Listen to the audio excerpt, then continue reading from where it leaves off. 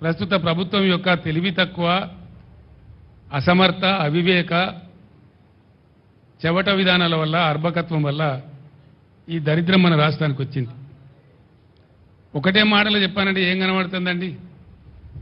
2014 కన్నా ముందు తెలంగాణలో ఏ గోస, ఏ ఏడుపు, ఏ బాధ, ఏ మంచినీళ్ళ ట్యాంకర్లు, ఏ బిందెల కొట్లాటలు, ఏ కాలిపోయిన మోటార్ల రిపేర్లు వేలాదిగా లక్షలాదిగా ఏ సీన్ అయితే 2014 ముందు కనబడతా ఉండేనో మళ్ళీ అదే సీన్ పునరావృతమైంది.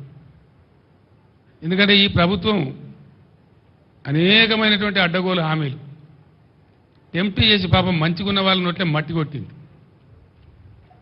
అన్ని మోసాలే, ఏ ఒక్క మాట కూడా నెరవేర్చలే, ఏ ఒక్క హామీ కూడా నెరవేర్చలే. మళ్ళా సిగ్గు లేకుండా మళ్ళీ ఇయ్యాలో 4-5 హామీలు ఇచ్చిరాడు. అది ఎవరిని ఉద్ధరించడానికో నాకు అర్థం కాదు. ఇవాళ పంటలు ఎండని జిల్లా లేదు, కరెంటు మోటార్లు కాలని జిల్లా లేదు మొత్తం యావత్తు తెలంగాణలో. అందుకే పాత తెలంగాణ మళ్ళా పునరావృతమైంది. ఇందిరమ్మ రాజ్యంలో ఈగిలిచ్చిన పరిస్థితి అయింది ప్రజలదని చెప్పి నేను మనవి చేస్తా ఉన్నా. ఇక్కడ బాధాకరం ఏంటంటే నీటి నిర్వహణ సామర్థ్యం తెలియనటువంటి లత్కోర్లు రాజ్యం వెళ్తున్నారు కాబట్టి,